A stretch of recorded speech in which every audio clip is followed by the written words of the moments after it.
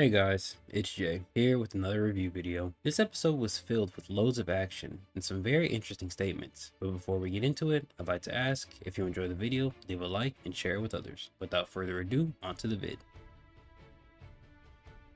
The episode begins with Martinez opening his wings and saying as much as they'd like to stick around and play, their lord does not take kindly to slackers, and adds that they are on assignment just as Shay and Andrea are. He then flies up and sits on the truck, telling Laith to get rid of them. Laith then drops down as Shay and Andrea charge forward. Laith then reveals his left arm, which has a source of his talent, which is known as Vicious Canvas and is a creation type. His arm is covered by a fluid paper paste, which he can mold into solid paper shapes with astounding durability. Laith then extends paper threads that ensnare Shay, and as Andrea closes in, Laith forms a sword, resulting in a clash. He then forms a spiked ball and launches it at Andrea, sending her back. Shay then attempts to burn the paper, but to no avail, as Martinez says the pages are infused with chi and that they won't burn to Kimyo flames. He then says internally that they will resist all destruction from chi-based attacks. Shay then uses Venter to cut at the paper, freeing himself. Laith taunts Shay by telling him to grip the axe tightly, as it will be his only defense against him. He says this as he forms a paper thorn and launches it at Shay. However, Shay manifests his shield and blocks the thorn. He then takes Venter and places it on the thorn, freezing it in the process. Laith attempts to make a comment regarding Venter, but is bashed by Andrea's shield, though he blocks this himself by mimicking Shay's shield. Andrea then raises her weapon and calls for Itori Jiro to grant her divine light. She then throws the chains that appeared above her at Laith, pinning him in place. He then looks towards Shay, who is slowly making his way towards him, and has the glowing image of Ilios behind him. Laith then easily breaks out of the chains holding him, and says internally that Ilios has gotten quite small in this generation, and contrary-wise, as Ilios grows weaker with time, he and others were built for the war of this age. He then dashes towards Shay, with Shay doing the same as they clash. This clash sends the resulting force behind Laith, and leads him to say Shay's swing was heavy. Martinez also sweat drops after seeing said clash. Laith then attempts to punch Shay, but it is blocked with the shield, and Shay follows it up with a backspin swing of Venter. This causes Laith to skid back as Shay then throws flames in his direction. As Shay prepares his swing and attempts to strike Laith, the latter questions the force of the former's blows, and says internally that Ilios should be weaker, and that his chi should have diminished with each generation. He adds that talent saturation is the drawback of talent immortality, and that he is destined to grow weaker over time. He then says that maybe Ilios did get weaker, and that no longer possessing his body has taken its toll on Ilios' strength. He assumes that if this is correct, then Shay's might is only a fraction of what Ilios once wielded. As Martinez watches, he thinks it doesn't make sense, and asks what Shay is waiting for, asking again if Shay is holding back, and adding that Laith's ability to detect chi is laughable, and the chi Shay is currently exuding is comparable to that of a 5-year-old, and that he's concealing its actual weight. Laith then says to Shay that his side has lost, and that the purity of Kimyo blood has been tainted, and that it will be as it once was. But before he can say any more, Shay forms Tomas at his fingers. This causes Martinez to grab the truck, and comment on how the gravity in the atmosphere just shifted, and that Shay's technique is a near perfect replica of the sun, and since that's the case, that means it has nuclear reactions in its core. But to create nuclear levels of chi in such a small mass, the amount of compressed chi must be astounding. He says the gravitational pull is limited to its scale, and still it is pulling him toward it even as it moves towards Laith, and that it must be moving at 100 meters per second. He then calls it the perfect attack, as it causes them to accelerate towards it while it speeds towards them. As Martinez has his inner monologue, Shay flicks Tomas at Laith, who covers it in a dome of paper and allows it to blow up inside, greatly mitigating the damage it would have done. Laith then questions if that is all Shay has, as he forms more paper thorns above him. As they rain down on Shay, he blocks one with his shield. While he does, Laith says he has witnessed his master, and that he has stared into the eyes of power, so he knows when he sees a true monster. Laith forms a spear in his hand, and says a Laith, meaning lion, feels no fear, and only pride, and adds he has slain greater monsters than Shay. A green blade then flies towards him, which seems to graze his arm, as we see Andrea is surrounded by these blades, with her saying she will cover Shay, though she believes he won't need it. She says she used to be able to read him like a book, but now believes only God can tell what's in his head, and questions what he is up to. Shay then moves one of the thorns out of the way and steps hard on the ground. In response to this, Laith says to Martinez he ought to silence their arrogance, and that it is time for him to get his hands dirty, adding that he is inclined to believe Yall will accept the late arrival of their shipment if it meant eliminating 2 threats. Martinez's hands begin to heat up and glow as he says he knows, and that he was hoping for more time to observe the talent that probably created theirs. But Laith is right, as it would be much easier to just execute them.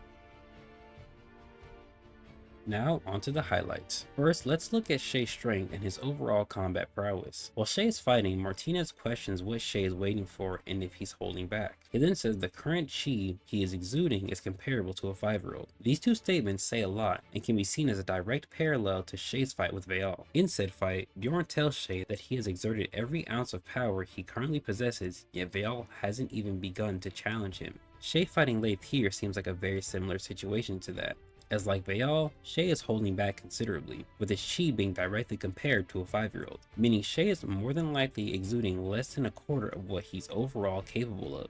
Keep in mind that Yall has 600 years of life under his belt, while Shay has 26, with only 4 of those being as a Kimyo. But what Shay lacked in comparison to his enemy was experience, and he gained that experience over the 8-month time skip, as he himself says he was using the Titans as live combat practice. And since Aldrich says in episode 117 that the Titans are getting stronger with every encounter, these fights Shay was using as practice were not as easily won. But through each victory, Shay grew in overall strength and experience. We are also already aware of the weight of Shay's chi and how he is able to conceal it, but for him to be using the amount he is now should show he has already fought someone of Laith's caliber and sees this amount as appropriate for dealing with him, as even Laith himself notes how heavy the swing of Shay's axe is. Next, let's look at Shay's fighting style with his shield and Vinter. Now, if you didn't know, a part of Shay is inspired by Kratos from God of War, and I feel as though this is most prevalent in this episode with how he fights. This also plays into why Shay changed Vinter's handle, and I want to shout out Faceless Eternal and Naoni for pointing out the reasoning for this change. When looking at how Shay uses a Kontio, as Faceless points out, he uses it for sweeping swings and focused strikes, and in this fight, though it is brief, Shay uses Vinter here in the same way, and as Naoni pointed out, the handle change complements Shay's style with his shield, being able to block and follow up with a more comfortable use of Vinter.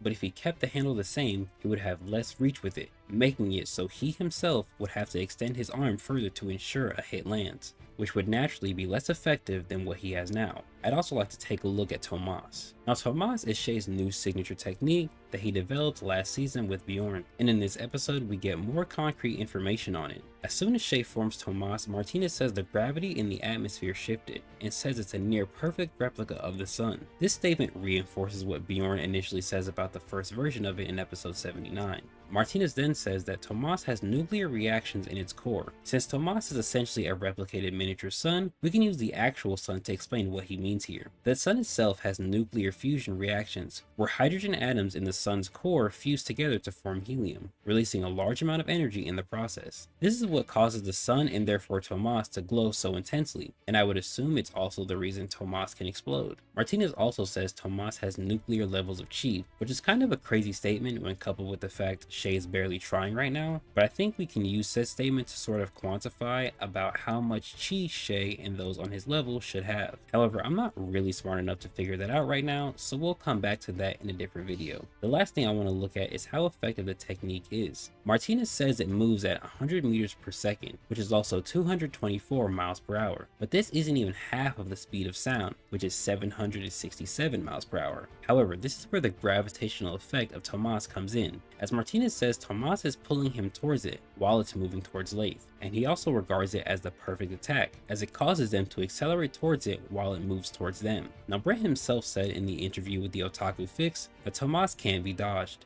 and when looking at how Martinez says the technique works, that makes sense, as even if you try to move out of its path, the gravity it emits will still pull you towards it, eventually having you collide with the technique. This is partially the reason Yall has to cut it in half, as not doing so would result in a direct hit. The next thing I want to talk about is what Martinez says. He said he was hoping for more time to observe the talent that probably created ours. This statement obviously refers to the fact that the Great Four are the progenitors of talents and Kimyos. However, I want to fully dissect that truth. Now we know for a fact that Kimyos can directly birth Kimyos, as we see this with Shay and his parents. I mention this to bring up the fact that it is unknown how the Kimyo race began to expand, and there are two likely answers to this, and I believe both of them are true. The first is that the Great Four had children of their own, and those children went on to start the Kimyo race. The second is that after the Great Four existed, God blessed the world and more Kimyos began to appear throughout the world. Let's look at both of these, beginning with the first one I mentioned. I see this being true for two reasons. One being Abel is a descendant of Thanatos himself, which means at some point before his death, Thanatos had to have had a child with an unknown woman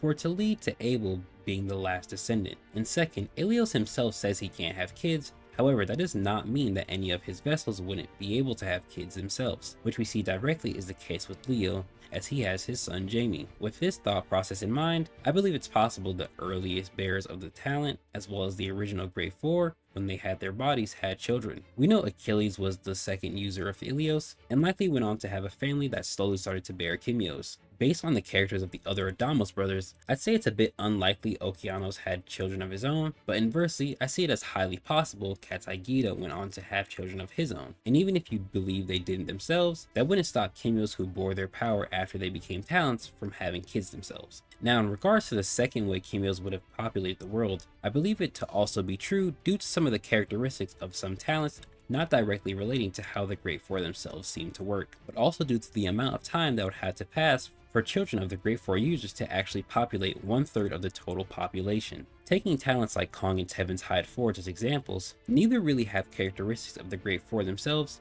aside from the animal companions that Thanatos and Okeanos have. But seemingly neither of their animals are the direct source of their talents the way Kong is to Anton, and neither animal has spoken or expressed higher intelligence the way Kong has, showing how they may have some relation, but they aren't as direct in the cause for a talent like Kong to exist. And in regards to Tevin, none of the Great Four has expressed a Hide related ability in any capacity as of now, also showing how they wouldn't be direct causes for the Hide typing to exist. Now, in regards to the actual length of time that would have passed since the Great Four lived in ancient Greece, which would be around 800 BC, users of the Great Four from then on would not have enough time to populate 1/3 of the planet themselves, as only about 2,500 years would have passed from then to today's time. So God himself would have to change the genetics of some humans, making them Kimios, so more people can help populate the world with Kimios. Now, to tie this back into what Martinez said, an Ilios user may be somewhere in his ancestry if Ilios did birth his talent in a literal sense, as we see his arms begin to glow with a sort of heat to them, which is an effect we've only seen from Shay himself. However, you can just as easily argue that God based some talents off of the properties of the Great Four, such as Kataigida, and haste types, such as Azam with Kidding, which I believe could be true as well. So this could be the same case for Martinez, and his talent is just one of the ones that is more closely based on Ilios. The last thing we're going to look at is what Laith says regarding talent. When considering Shay's strength, he says the chi of the Ilios talent should have diminished with each generation,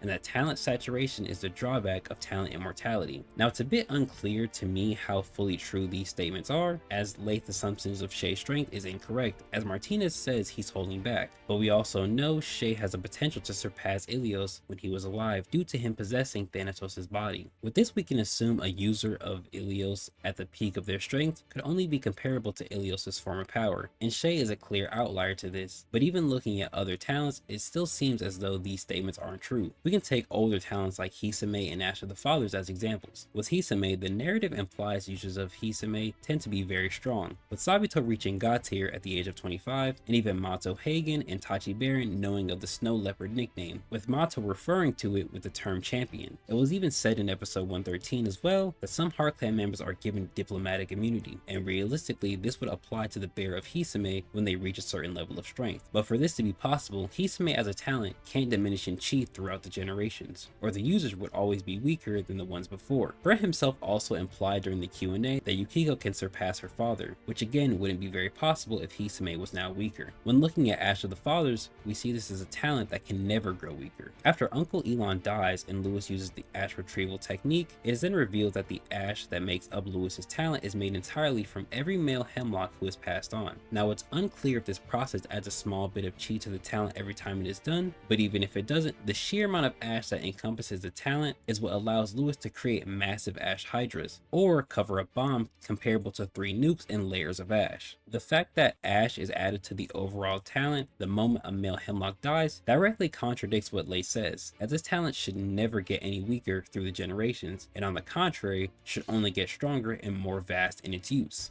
But maybe you think those examples aren't fair and don't apply since both talents are related to a specific clan and are directly passed down. So let's look at a talent whose users have no ties to each other and seems to be implied to not have gotten any weaker. Kong is one of the few talents that has been stated to be ancient, potentially implying it's older than even that of Hisame, which is a talent that should have been around before Kane's birth in 1437, due to the fact that Malhazar was married to the original user of Hisame, and he would have to come before Kane's time, as the next user of Thanatos after Kane would have been Shay. And just for clarification, we know Malhazar married the original user of Hisame via a comment Brent himself put in the Discord. Back to Kong though, in both instances we've seen Anton actually use Kong. When going all out, he always gets the better of his opponent. Against Johnelli, once Anton used the True Staff, the fight was then fully in his favor, and Johnelli had no counter for this, being pierced over and over and then essentially being incinerated. Anton would then go on to fight a stronger opponent in the likes of Jirohime, and he could not beat her when using the same level of strength he used against Johnelli, with the True Staff even being split in two. However, after using 65% B-Shift, he expresses more chi than he was before, which surprises Jirohime herself. He then proceeds to fully destroy her lower half with ease, when doing significant damage to her prior was not easy. This at the very least shows Kong as a talent is not weak by any means, and realistically hasn't lost any strength since his first user. Anton sort of confirms this line of thinking when he explains his talent requires him to possess the same amount of chi to enter a Kong shift, and though it hasn't been explained further how that sort of shift mechanic works, we can infer that at the very least Anton must possess a certain amount of chi himself in comparison to Kong's overall chi to use any shift. So if Kong has 100% of his own chi, but Anton's total chi at the moment only compares to 30% of Kong's overall chi, then he would only be able to use a 30% shift at that time until his chi reserves compare to higher percentages. If this is true, this would imply every Kong user has to slowly increase their own chi to have access to what Kong is fully capable of. And we know even 65% is an impressive amount based on Jirohime's reaction to the shift. This should therefore mean that Kong hasn't gotten weaker or lost chi over time. So in conclusion, if talent saturation is true regarding older talents, then the dimension in chi isn't very noticeable. I pretty much enjoyed every ounce of action in this episode, especially from Shay. And I feel like this opening interaction is giving us a glimpse into how we will see Shay fighting during this season.